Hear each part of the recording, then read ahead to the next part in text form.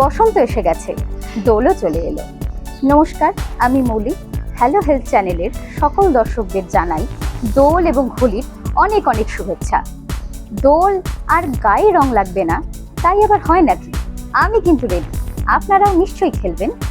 দোল মানেই তো রঙে রঙে রেঙে ওঠা।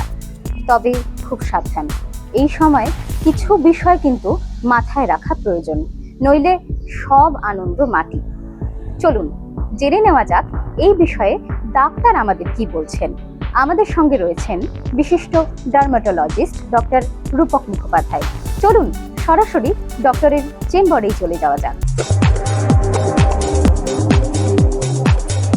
রং খেলার পর অনেক ক্ষেত্রেই র্যাশ লক্ষ্য করা যায় ত্বকে, সেক্ষেত্রে কি সমাধান রয়েছে?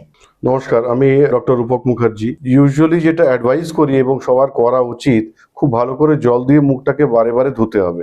সেকেন্ডলি, স্কিনের জন্য সানস্ক্রিন লোশন পাওয়া যায়, ধরুন 30 SPF অ্যান্ড অনওয়ার্ডস। সেই সানস্ক্রিন লোশনটাকে অ্যাটলিস্ট দিনে 2-3 বার করে লাগানো এবং ভালো করে স্কিনটাকে ময়েশ্চারাইজ করা। যদি আমরা ময়েশ্চারাইজ করি তাহলে এই ড্রাইনেসটা, রং থেকে তো ড্রাইনেস চলে আসে, সেই ড্রাইনেসটা কমতে থাকবে আর র্যাশটাও অটোমেটিক্যালি একটুখানি কমে যাবে। খুব বেশি সমস্যা হলে তখন মেবি অ্যান্টিবায়োটিক খেতে হতে পারে, মেবি অন্য কোনো ওষুধ লাগাতে হতে পারে, কর্টিকোস্টেরয়েড ইউজ করতে হতে পারে। অ্যালোভেরা জেল খুব ভালো ত্বকের জন্য, সেটাকে আমরা ইউজ করতে পারি।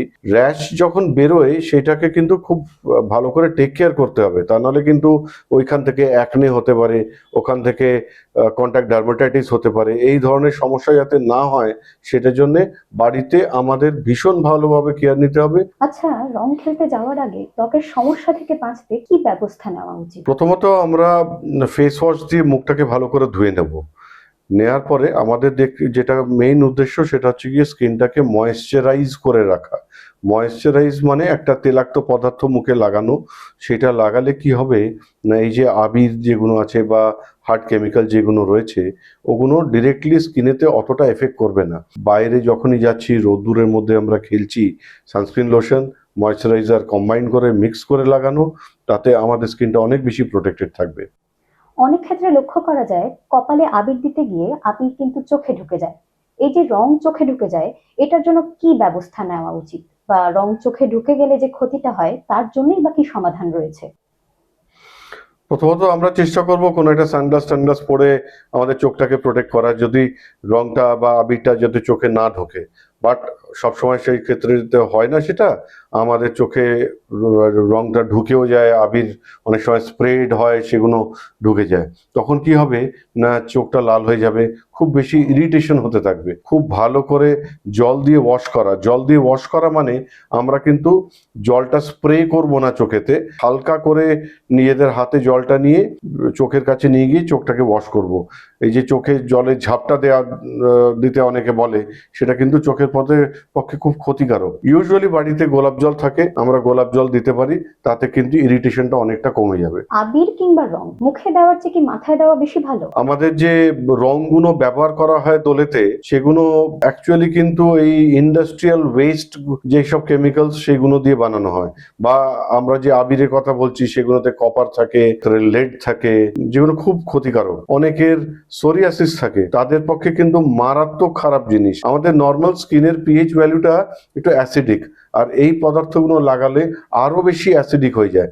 আমরা যে ধরুন এই যে রং ছুড়ে দিলাম কিংবা আবির ছুড়ে দিলাম, সেটা আমাদের শ্বাস প্রশ্বাসের ভেতর দিয়ে চলে গেল, সেখান থেকে আমাদের কিন্তু একটা অ্যালার্জিক কাফ ডেভেলপ করতে পারে এবং সেটা কিন্তু ভীষণ ভীষণ ক্ষতিকারক। আবির নাকি রং, কোনটাকে বেশি উপযোগী মনে করা যায়? কম খারাপটা হচ্ছে গিয়ে আবির। সেখানেতে কেমিক্যালটা যতই থাক, ওটা তো একটা পাউডারি মেটেরিয়াল, এটা ইউজুয়ালি ড্রপ ডাউন করে যায় কম্পেয়ার টু রংগুলো আমরা জলে গুলে দিই। জেন্টেন ভায়োলেট ইউজুয়ালি থাকে, বেগুনি রং আমরা লাগিয়ে দিচ্ছি মাথায়, সেগুলো কিন্তু ভীষণ ভীষণ ক্ষতিকারক। সেগুলো কার্সিনোজেনিক এফেক্ট আছে এবং আমাদের স্কিনেতে র্যাশ হওয়ার জন্য মেইন একটা ইনগ্রেডিয়েন্ট যেটা থেকে স্কিন র্যাশ হতে পারে। তো আমরা চেষ্টা করব যে আবির দিয়েই খেলতে, এবং সেগুলো যদি হার্বাল আবির হয় তাহলে তো কোনো ক্ষতিই নেই। যদি পাউডারি মেটেরিয়াল হয়, ফ্লাওয়ার এক্সট্রাক্ট দিয়ে আজকাল পাওয়া যায়, সেগুলো দিয়ে খেলুন না, কোনো অসুবিধা নেই। রং খেলার পর অনেক ক্ষেত্রে লক্ষ্য করা যায় ত্বকের ওপর রংটা দীর্ঘকাল পর্যন্ত থেকে যায়, অনেক ধুয়েও কিন্তু সেই রংটা তুলে ফেলা যায় না, এর থেকে কি ক্ষতির সম্ভাবনা থাকে বা এই রংটা তোলার ক্ষেত্রে কি করা প্রয়োজন? ভালো করে ময়েশ্চারাইজ করে